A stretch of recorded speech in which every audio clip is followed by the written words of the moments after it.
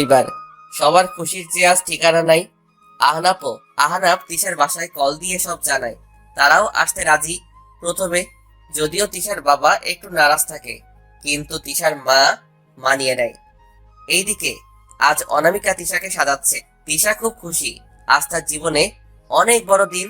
তিশার কথা মতো ছোটখাটো ভাবেই আজ বিয়ে হচ্ছে তিশার। তিশার পুরো পরিবারও আসে, দুই পরিবার মিলে কাজে ব্যস্ত। উফ, ফুলগুলো এইদিকে না লাগিয়ে ওইদিকে কেন লাগাচ্ছেন? আপনার অসহ্য। আজ আমার ছেলের বিয়ে আর এরা কি না? ভাবি, সব ঠিকঠাকই হবে, আপনি একটু শান্ত হন। আজ আমাদের ছেলে মেয়ের জীবনে অনেক বড় দিন ভাবি। কিভাবে শান্ত থাকি বলুন? হ্যাঁ ভাবি, আমার মেয়েটা অনেক কষ্ট পেয়েছে, অনেক। আর আমরা মা বাবা হয়েও ওকে একটু সুখ দিতে পারি নাই, উল্টো তাকে জাহান্নামে দিকে ঠেলে দিয়েছিলাম। আজ থাক ওইসব কথা। আজ অনেক খুশির দিন, আসুন আমরা বাকি কাজগুলো দেখে নিই। আহনাফ একটা সাদা পাঞ্জাবি পরে, আজ সে অনেক খুশি। পাঞ্জাবি পরে বারান্দায় গিয়ে দাঁড়ায়। তিশার অনেক আগের ছবি একটা বের করে তাকিয়ে থাকে কিছুক্ষণ, চোখের পলক যেন আজ সরছেই না ছবিটা থেকে। কেন জানি আজ এই ছবির প্রেমে সে পড়েছে। আমার জীবনে আজ অনেক বড় দিন তিশা, আজও সেই দিনগুলো আমি ভুলি নাই, আজও না। আমার চোখের পানি তোমার জন্য পড়েছে, কিন্তু অভিশাপ ছিল না তিশা। আমি চেয়েছি তুমি সব সময় সুখে থাকো, সব সময়। কিন্তু এইরকম কিছু হবে ভাবতেও পারি নাই। ভেবেছিলাম অনেক সুখেই আছো, কিন্তু খুব কষ্ট পেয়েছি। এইবার প্রমিস করছি তিশা, কখনো তোমার চোখে পানি আসতে দিব না, কখনো না। আহনাপের কিছু ফ্রেন্ড আসে। রাহুল, সে কখন থেকে আহনাপকে খুঁজছে। হুট করে নজর যায় অনামিকার দিকে। আজ যে নজর ফিরাতেই পারছে না রাহুল। কালো একটা শাড়ি পরে বেশ সুন্দর লাগছে, চুলগুলো খোলা, হালকা গহনা, অপরূপে সাজতার। রাহুল অনামিকাকে অনেক পছন্দ করত, শুধু বলা হয় নাই মুখে। অনামিকা ডিভোর্সের পরও চেয়েছে প্রস্তাব দিতে, অনামিকাকেও বলেছে, কিন্তু অনামিকা রাজি হয় নাই। শুধু তার মেয়ে আনাপসার জন্য ভেবেছে, তার বিয়ে হলে তার মেয়ের কি হবে। এইভাবে শুরু করা হয় নাই নতুন জীবন। অনেক সুন্দর লাগছে আজ। ধন্যবাদ। অনামিকা, বলুন। একটিবার কি আমাদের সম্পর্কটা ভেবে দেখা যায় না? আমাদের কিসের সম্পর্ক? মাথা ঠিক আছে? কি সব বলেন? অনামিকা, আমি তোমাকে ভালোবাসি, বিয়ে করতে চাই, আরাফসার দায়িত্ব নিতে চাই। প্লিজ আমাকে একটা সুযোগ দাও। রাহুল, পাগল হয়ে গেছো? ফালতু কথা আজ বলবে না। আজ আমার ভাইয়ের জীবনে অনেক বড় দিন, এত অপেক্ষার পর সে তার ভালোবাসা পাচ্ছে। আর আমিও তো আজও অপেক্ষা করছি তোমার জন্য। আমার কি সেই অধিকার নাই সুখে থাকার? উফ, অযথা প্যাসেল এখানে করিয়েন না তো। অনামিকা চলে যায়। রাহুল শুধু তাকিয়ে আছে। নামকরা ডাক্তার সে, মেয়ের অভাব নাই, কিন্তু সে অনামিকাকে অনেক ভালোবাসে ছোট থেকে। ডাক্তারি শেষ করে এসে জানে অনামিকার বিয়ে হয়ে যায়। অনামিকা ডিভোর্সের অনেক পরে তাকে ফিলিংস গুলো বলে তো দেয়, কিন্তু অনামিকা রাজি হয় নাই তার ছোট মেয়েটার জন্য। চোখের পানি মুছে যেতে লাগে। তিশার সাথে দেখা হয়ে যায়। কেমন আছো তিশা? আলহামদুলিল্লাহ ভালোই। আপনি? আমিও। সত্যি ভালো আছেন তো? অনেক বেশি। রাহুল চলে যায়। এইদিকে তিশা আহনাবকে খুঁজতে থাকে। কোথাও না পেয়ে সে নিচে রুমে যায়। কিছুক্ষণ পর কাজী সাহেব আসে। বিয়ের সবকিছু রেডি। রাহুল আহনাবকে নিয়ে আসে। তিশা এখন আসে নাই। আহনাব অতি আগ্রহের সাথে অপেক্ষা করছে তিশার। অনামিকা তিশাকে নিয়ে আয়। যাচ্ছি। অনামিকা তিশাকে নিয়ে আসে। তিশাকে যখন সিঁড়ি দিয়ে নামানো হয়, আহনাপের চোখ যেন সরছে না। অপরূপ সাজে আজ তিশা, বধূ সাজে যে সব মেয়েকে অসাধারণ লাগে। লাল বেনারসি পরা, গলায় গহনা, চোখে কাজল, মাথায় ঘোমটা, সব নিয়েই আজ অপরূপ লাগছে তিশাকে। ভাই মুখ বন্ধ কর, মশা ঢুকবে। সবাই হাসতে থাকে। আহনাব গুতা দিয়ে বলে, চুপ থাক হারামি। সবাই খুশিতে মেতে ওঠে। তিশাকে আহনাপের পাশে দাঁড় করায়। তিশা অনেকক্ষণ ভেবে আহনাবকে বলে, আপনার সাথে আমার কিছু কথা আছে। বলো। আহনাফ, তিশা এইদিকে বসো। কাজী সাহেব বিয়ে পড়ান। তিশা আর কিছু বলতে পারে নাই। এইদিকে কাজী সাহেব বিয়ে পড়াতে থাকে। পেপারে সাইন করে কাজী সাহেব বলার পর 3বার কবুল বলে। বিয়ের পবিত্র বন্ধনে আজ বেঁধে যায় দুইজন। সবার কাছে দোয়া চেয়ে নেয়। বিয়ে শেষ, সবাই খাওয়া দাওয়া শেষ করে। হাসি মজায় মেতে ওঠে। তো আহনাব, আজ কি তোর বাসর? লাগতে চিনিস হারামি? আচ্ছা আচ্ছা শোন, তোর বিয়ে হয়ে গেছে, তাহলে এক কাজ কর, এইবার আমাদের ট্রিট দে। হারামি, তোরা এখানেও ট্রিট চাস? ভাই, রাহুল কি ভুল বলেছে? দেখ, বিয়ে তো জীবনে একবার করছিস, এইবার আমাদের ট্রিট দে। ওই তোরা যা তো, বিয়ে শেষ, খাওয়া দাওয়াও, যা ভাগ এইবার। বুঝি বুঝি, সব বুঝি, এখন বউ আছে, আমাদের কি দরকার? কথায় আছে না, বউ পাইলে বন্ধু পর। আর কিছু বল। থাক না, আর কিছু বলা লাগবে না, ওই চল আমরা যাই। সবাই অনেক আড্ডা দেয়। এইদিকে তিশা আহনাফের জন্য রুমে অপেক্ষা করছে। খুব ভয় করছে তার, নতুন জীবন শুরু করছে। তিশা পুরো রুম ঘুরে দেখছে, আহনাফের আসার কোনো খবর নাই। তিশা বারান্দায় দাঁড়িয়ে দাঁড়িয়ে ভাবছে জীবনটা অদ্ভুত, ভালোবাসা আসলে এই অদ্ভুত। কারো ভালোবাসা অন্ধকারে যায়, আবার কারো ভালোবাসা পায় নামে। আজ আহনাফের ভালোবাসা নাম পেয়েছে। অনেকটা সময় পার হয়ে যায়। আহনাফ রুমে আসে, দরজা লাগানোর শব্দ শুনে বারান্দা থেকে রুমে আসে। আহনাফের সামনে এসে দাঁড়ায়। তিশা আহনাফকে সালাম করে আহনাফ তিশার বাহু ধরে তুলে কপালে চুমু দেয়। কথা দিচ্ছি, কখনো কষ্ট পেতে দিব না, একজন ভালো স্বামী হয়ে উঠব ইনশাল্লাহ, সব সময় ছায়া হয়ে থাকবো তোমার। আহনাফের বুকে অনেক শান্তি অনুভব করছে। তিশা, একটা কথা আজও বলা হয় নাই। কি? অনেক ভালোবাসি তিশা, অনেক বেশি ভালোবাসি তোমায়।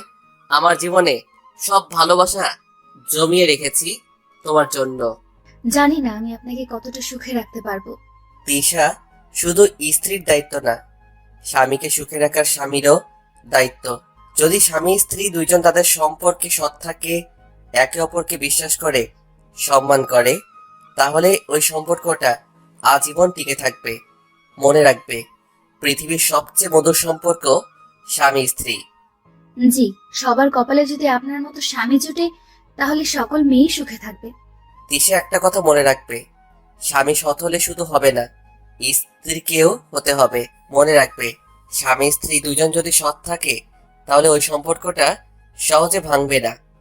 তিশা, যদি কখনো আমি ভুল করি, ছোট হোক বা বড়, প্লিজ আমাকে ক্ষমা করে দিও, আর যদি পারো শাস্তিও দিও। আপনি কখনো কিছুই করতেই পারেননি।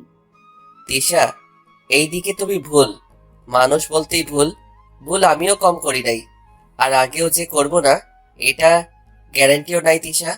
কিন্তু হ্যাঁ, সবসময় চেষ্টা করব একজন ভালো স্বামী হতে, সবসময় নিজের সততা ধরে রাখার চেষ্টা করব। তিশা নিজ থেকে আহনাফকে জড়িয়ে ধরে। আজ তিশার মনে না আছে ভয়, না আছে কিছু।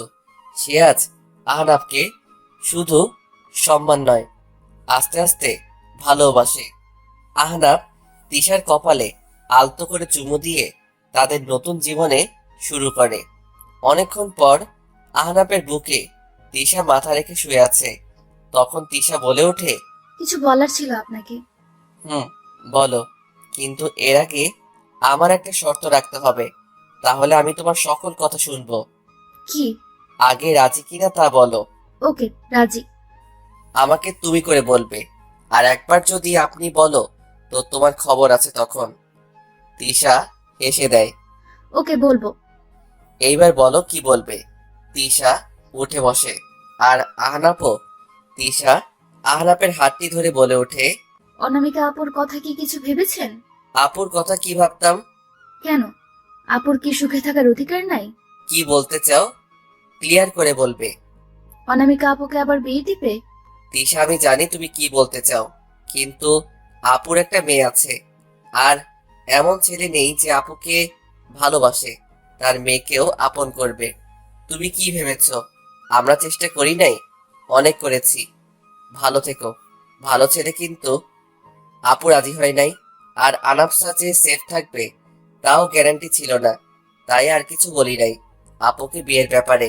আর যদি এমন ছেলে পান যে আপুকে অনেক ভালোবাসে, আনাফসাকেও, আর আনাফসাও তার সাথে যদি অনেক ফ্রি থাকে, তাকে পছন্দ করে, আর যদি আপুও তাকে পছন্দ করে, ভালোবাসে। তিশা কথা ঘুরাই না বলে সোজা বলো। আপনার বন্ধু রাহুল ভাইয়া একটা মেয়েকে ভালোবাসে, তা কি জানেন? হ্যাঁ, ছোট থেকে সে একটা মেয়েকে ভালোবাসে, কিন্তু কখনো দেখি নাই তাকে। দেখবেন কিভাবে? সেই মেয়ে যে আপনার আপন বড় বোন। মানে? হ্যাঁ, রাহুল ভাইয়া আজ অনামিকা আপুকে তার ফিলিংস গুলো বলেছে, আর জানেন, আপু নিজের রুমে গিয়ে কেঁদেছে অনেক, কারণ উনিও যে ভালোবাসে। আহনাব কি বলবে কিছু বুঝছে না। আমিও ডিভোর্সে ছিলাম। যদি আমার ভাগ্যে একজন সত্যিকারের ভালোবাসার মানুষের সাথে আমার বিয়ে হতে পারে, তাহলে আপুকেও যদি একজন সত্যিকারের ভালোবাসা, তাও ছোট থেকে, তাহলে তারও কি সুখে থাকার অধিকার নাই? আমি আপুর সাথে কথা বলবো। আপু যদি রাজি না হয়, তখন আপনাকে ব্যবস্থা নিতে হবে। এই নিয়ে সকালে কথা বলবো, ওকে? কিন্তু তিশা, রাত অনেক হয়েছে, কাল বাসায় মেহমান আসবে, ঘুমাতে আসো। আহনাব তিশাকে বুকে জড়িয়ে ধরে শুয়ে পড়ে। তিশা ঘুমিয়ে যায়, কিন্তু আহনাব ভাবতে থাকে কথাগুলো। সকালে তিশা চোখ খুলে দেখে আহনাপের বুকে সে। লজ্জায় সে লাল। আহনাপের ঘুমন্ত চেহারাটা অনেক মায়াবী। আহনাপের ঘুমন্ত চেহারায় তিশা অপলক দৃষ্টিতে তাকিয়ে আছে। একটু উঁচু হয়ে কপালে নিজে থেকে চুমু দেয়। আহনাপের মুখে হাত রেখে বলে, আসলেই আমি অনেকটা ভাগ্যবতী যে এত কিছুর পরও আপনার দুঃখ, তোমার মতো একজন জীবন সাথী পেয়েছি। ভাবতেই পারি নাই জীবনে সুখ আসবে। অনেকটা ভেঙে গিয়েছিলাম, কিন্তু তুমি আমাকে শেখালে জীবনে হতাশ হতে নাই, ধৈর্য ধরে থাকায় জীবনে সুখ আসে, কষ্টের পর সুখ আসে। এটাই যে তুমি আমায় বুঝিয়ে দিলে। তিশা আহনাপের বুকে আবার মাথা রেখে শুয়ে পড়ে। ফজরের আজান দেয়। চারপাশে আজানের সেই মিষ্টি সুরে যেন মুগ্ধ সবাই। তিশা উঠে ওয়াশরুমে গিয়ে শাওয়ার করে এসে দেখে আহনাপও উঠে যায়। আহনাপও শাওয়ার নেয়। আহনাপের একটু পিছনে দাঁড়িয়ে তিশা নামাজ পড়ে। আহনাপ আর তিশা একসাথে নামাজ আদায় করে। নামাজ শেষে আহনাপ তিশাকে পাশে বসায় আর কোরআন শরীফ নিয়ে সে পড়তে থাকে। কি মিষ্টি সুর আহনাপের, মুগ্ধ করার মতো তার আওয়াজ। তিশা আহনাপের কোরআন শরীফ পড়া দেখছে আর মন দিয়ে শুনছে। আহনাপ কোরআন শরীফ বন্ধ করে বলে, ওইদিকে আর একটা কোরআন শরীফ আছে, তোমার জন্য এনে রেখেছিলাম, যাও গিয়ে নিয়ে এসে আমার সাথে পড়ো। তিশাও যায়। দুইজনে একসাথে পড়ে কিছুটা আওয়াজ করে। বিয়ের পরের দিন তাদের রুম থেকে এত সুন্দর মধুর আওয়াজে কোরআন পড়ার ধ্বনি শুনে অনামিকা, মা, বাড়ির কাছে লোকেরা সবাই মুগ্ধ। অনেকক্ষণ পর দুইজন উঠে বাগানে হাঁটতে যায় একসাথে। আহনাব তিশাকে সবকিছু দেখাচ্ছে, কোথায় কি ছোটবেলার কিছু কাহিনী। আর তিশা তো মন খুলে হাসছে আহনাবের কথা শুনে। জানো তিশা, ওই যে পাশের বাড়ি দেখছো, ওদের আম গাছ থেকে প্রচুর আম চুরি করতাম। হাই হাই, কি বলেন? আবার আপনি? ও সরি সরি, তুমি। হুম, আচ্ছা ম্যাম, চলেন, সবাই অপেক্ষা করছে আর আমারও কিছু কাজ আছে। তিশা আর আহনাব সবার সাথে নাস্তা করে, আহনাব নাস্তা করেই যে বের হয়েছে আর আসার নামই নাই। এইদিকে তিশার দিন কাটে, আনাবসার সাথে ফাইজলামি করে, অনামিকার সাথে গল্প করে। বিকাল ঘনিয়ে আসে, তিশার মন মানছে না। আহনাব কল পর্যন্ত ধরছে না, আর না মেসেজে রিপ্লাই। তিশার খুব রাগ লাগছে, আবার টেনশনও। অনামিকা কফি নিয়ে এসে বলে, ভাবি সাহেবা কি ভাবছেন? তিশার পিছনে তাকিয়ে দেখে অনামিকা মুচকি এসে বলে, আপু তুমি? কেন ভাবি সাহেব, আমি বুঝি আসতে পারি না? অন্য কারো অপেক্ষা করছে, জানি তো ভাবি সাহেবা। এই নাও, আমি বানিয়ে এনেছি আমার আদরের ভাবের জন্য। তিশা আর অনামিকা অনেক গল্প করে, বিকালটা পার করে। আনাফসা এসেই বলে, মামা, সবাইকে নিচে ডাকছে। মামি, আম্মু তাড়াতাড়ি আসো। আহনাব নিচে ডাকছে, তাও সবাইকে? অদ্ভুত। কেন আপু? না, সে কখনো এইভাবে ডাকে না। আচ্ছা, দেখে আসি কি হয়েছে। তিশা আর অনামিকা নিচে নেমে দেখে রাহুল ও তার পুরো পরিবার নিচে বসে আছে। রাহুলের মা এসে অনামিকার মাথায় হাত বুলিয়ে বলে, সব সময় চেয়েছি আমার ঘরে লক্ষ্মী করে নিয়ে যেতে, কতবার চেয়েছি আসতে, কিন্তু আমার এই পাগল ছেলেটা আসতে দেয় না। আজ আনাফা যাওয়ার জন্য আজ মনের আনন্দ যে কতক্ষণ বেড়ে গেছে তা বলে বোঝাতে পারবো না। অনামিকা একবার রাহুলের দিকে আরেকবার আহনাপের দিকে তাকাচ্ছে। আহনাপ তিশাকে ইশারা করে বোঝায় অনামিকাকে রাহুলের পাশে বসাতে। তিশা অনামিকাকে রাহুলের পাশে বসায়। আহনাফ, কিছু কথা আছে তোর সাথে। এখন না আপু, এখন তা হবে যা তোর জন্য ভালো, আর রাহুলের চেয়ে তোর জন্য ভালো ছেলে হবে না আপু। রাহুল আমার বন্ধু, তাই না শুধু, সে একজন ভালো ডাক্তার, ভালো মানুষ, আর বড় কথা, সে তোকে ছোট থেকে ভালোবাসে। তুই চাস না আপু আনাফসা বাবার আদর স্নেহ সব পাক? Ahnab, 1 minute please. রাহুল অনামিকার সামনে এসে বসে, অনামিকার দিকে চোখ রেখে বলে, আমি জানি আমাকে এত সহজে মানতে পারবে না, কিন্তু আমাকে একটা সুযোগ দিয়ে দেখো। কথা দিচ্ছি, অভিযোগের সুযোগ পর্যন্ত দিব না। আমি আনাফসার বাবা হতে চাই। আনাফসাকে আমার বাবা মা অনেক ভালোবাসতো, তা জানোই তো। বিয়ের পর তাদের নিজের নাতি নাতনি হবে, তাহলে তারা তো বুকে আগলে রাখবে। আমি জানি তোমার জীবনে এমন কিছু ঘটে গেছে যার জন্য তুমি হয়তো আমাকে বিশ্বাস করতে পারছো না, কিন্তু আনামিকা, একটা সুযোগ কি দেওয়া যায় না আমাকে?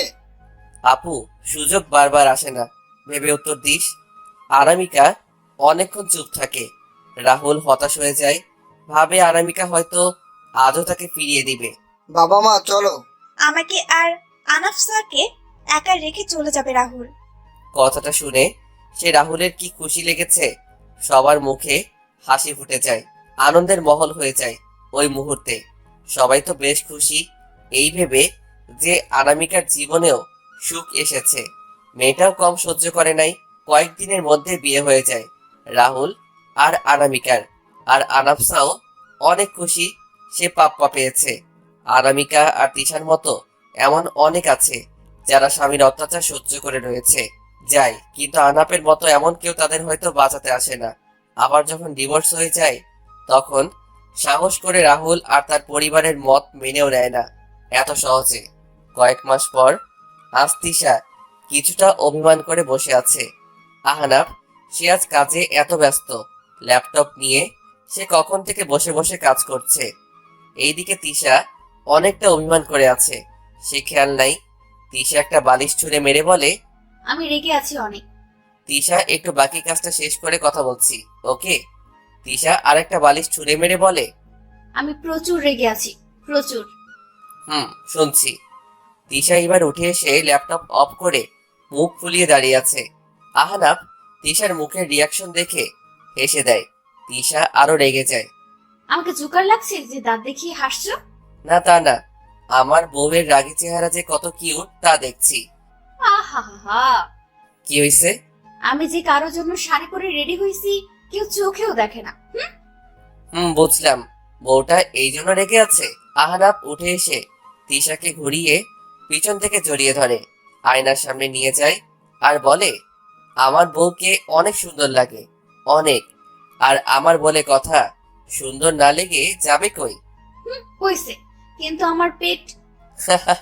আরো কিউট লাগে পাগলি, আমার বউ অনেক কিউট, আর প্রেগনেন্ট হলে মেয়েদের আরো বেশি কিউট লাগে।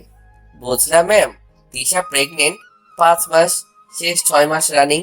আহনাফ আর তার পুরো পরিবার এই সুখবরে অনেক খুশি। তিশার চেহারাটা আরো উজ্জ্বল হয়ে যায়, আগে থেকে অনেকটা মোটা লাগে, আর আহনাফ একজন ভালো স্বামী হয়ে ওঠে। তিশা অনেক সুখী তার বিবাহিত জীবনে আহনাফকে পেয়ে।